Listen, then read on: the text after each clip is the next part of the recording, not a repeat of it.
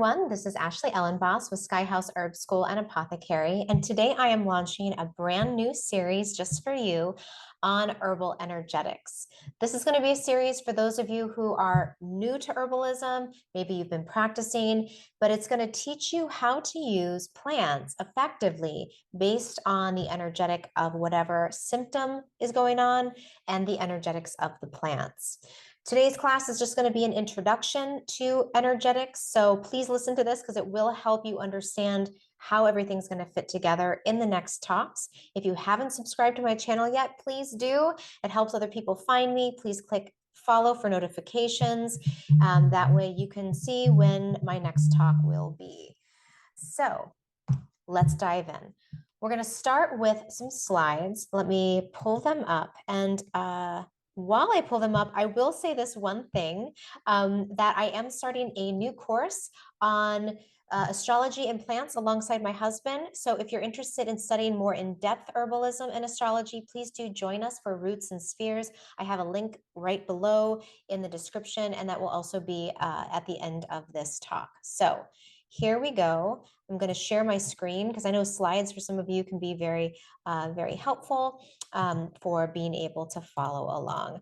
So we will go right to my screen here. We will go to the beginning of our slides and start off with this little beginning.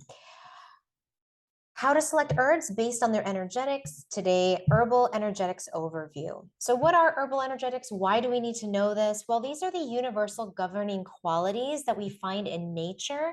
And when we understand these basic energetics, it helps us to understand why certain pathologies happen in people. It also helps us to understand why plants are so good at doing very specific things. This is going to guide us towards using herbs most effectively, because if we choose an herb that is not matching in its energetics to the symptoms that we're trying to alleviate, it's not going to really work. And so if you've ever tried herbs and you're like, why didn't they work? Well, this might be why, is that the energetics weren't matched. So this is a really simple image of the 5 elements in nature.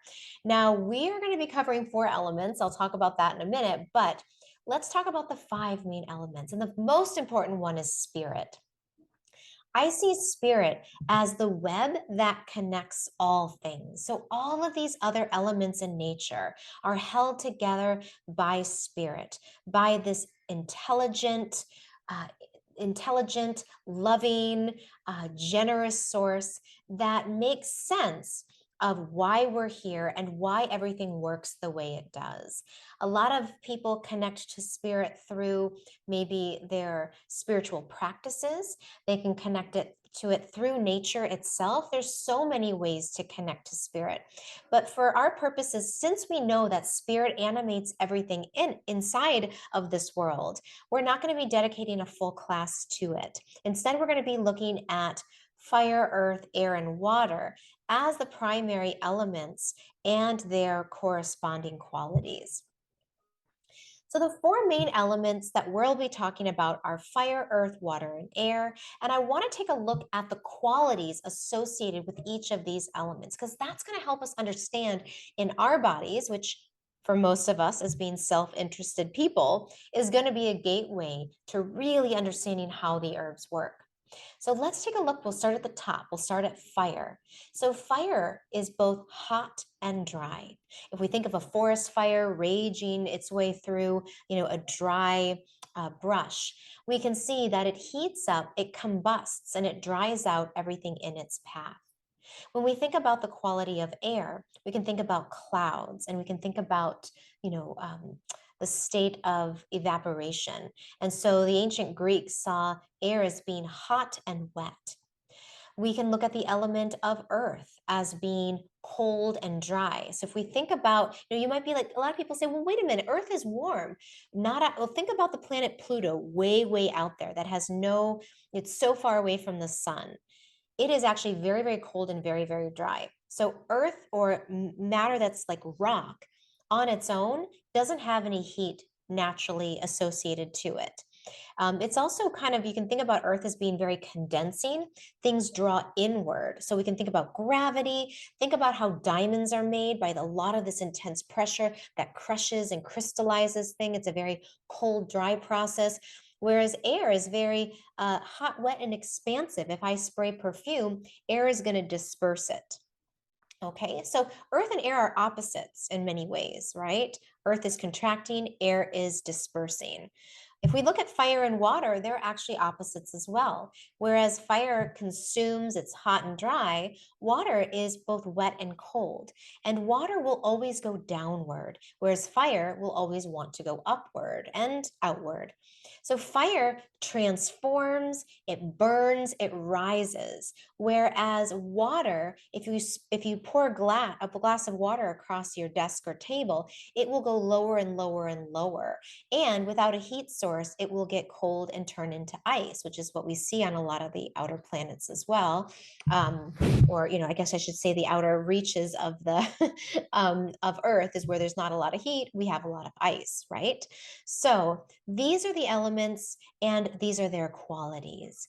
And the qualities is what we're going to focus on. However, by understanding the connection between the elements in nature, when you think about a hot condition, if you think about inflammation in the body and think about how fire rises upward and how it wants to spread itself outward and how it wants to dry everything out, it can really help us understand that particular pathology. So we'll be going through each one of these qualities in this series. In practice, this is so important. So again, I use the example of inflammation. What about cold? How does cold behave in nature? Well, it consolidates and it can also dry things out. What is dampness? How does water behave in nature? Well, we actually see two ways that water can behave. Water can flow like a river, or it can become stagnant like a swamp.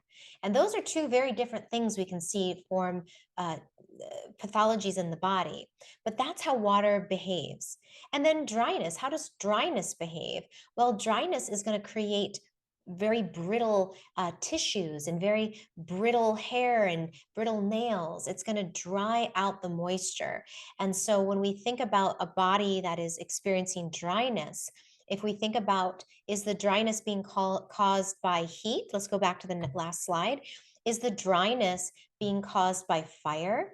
Is the dryness because of too much activity, maybe too much caffeine, too much sugar, which are both very fiery? Or is the dryness being caused by cold? Are the fluids of the body drying up because there's actually not enough heat and stimulation? So we can see that it's not, these are connected. I love this image because it shows us how these four qualities and these four elements are very, very connected, and how by seeing them and thinking about them in nature, we can see them in the body. Now, the moment we've been waiting for, the plants. How does this relate to plants? Well, plants, while they all have spirit in them, just like our bodies have spirit in them, they also have a unique array of these different qualities and these different elements in them. Just for example, think about garlic. Garlic is very hot and dry. It has a lot of fire element in it, whereas something like a cucumber is very cold and wet. So it has a lot of that water element in it. And so the plants contain all of these elements, all of these qualities, but something that's different about them than just sort of the elements in nature is that these are living beings. That plants have evolved on this planet and have learned how to use these different elements and adapt to them on their own using, ta-da, chemistry, using the compounds and chemicals from the environment, from the soil, and compounds that they actually generate inside their own bodies.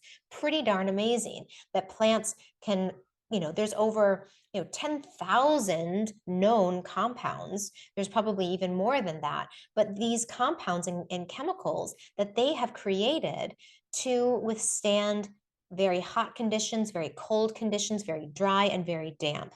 And so we can utilize this information for you to use plants for our own bodies.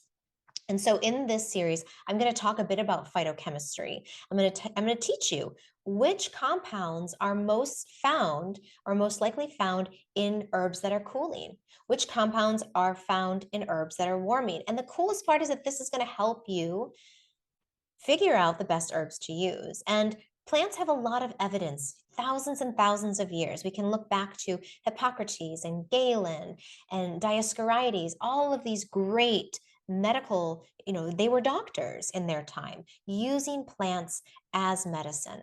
So we can know how these plants work in the body and the types of physiological conditions that they work best for. So this is what you guys are going to get to do. You guys are going to start playing matchmaker using the law of opposites. This is the easiest way to use herbs, which is that you find you figure out what is the pattern, what is the problem, and then you look at what is the opposite. What herb do I need that's going to have the opposite quality? So for hot conditions, you're going to find cooling herbs. For cold conditions, you're going to use heating herbs. And the same goes for damp and dry. So that is the conclusion of our first talk. This is our introduction to herbal energetics. Next up, we're going to talk about hot conditions. What are they? What compounds do we need or phytochemicals are in the plants? Which plants have them? And then how do we use them? Now, some of you might be asking, I want to learn more about phytochemicals. I want to learn more about energetics. Well, I do have a few books that I want to share with you. So I will show those to you at the end. So stay tuned for those books. They're coming up in just a minute. But before you do, please subscribe and click notifications so that you can know our next talk that's coming up on next Monday. Every Monday, I'll be posting new energetic talks as this part of this series.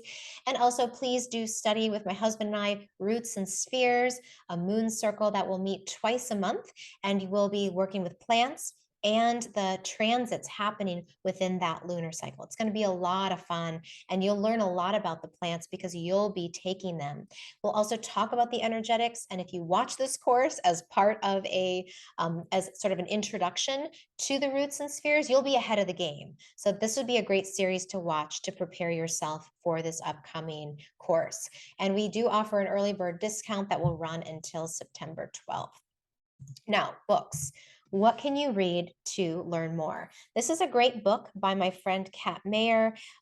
She is the core teacher and the founder of an herb school based out of Charlottesville, Virginia.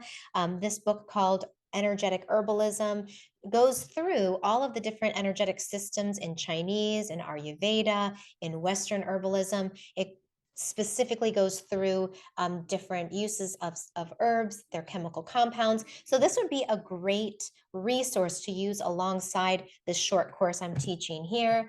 Another great book is by Guido Massé, and this book is called The Wild Medicine Solution. And what I love about this book is he includes Greek myths and stories to help you understand how different herbs work. And he has blocked the chapters into there's a whole chapter on bitters and stories of bitter herbs being used as poison and as medicine, a whole chapter on tonic herbs, a whole chapter on aromatic, spicy herbs and how to use them. It's a great, wonderful resource book to use. So thank you for watching. Let me know what you think. Was this helpful? Do you have any questions? And we'll be next week to look at our first topic of hot conditions and cooling herbs. So thanks so much for watching, and I'll see you again next week.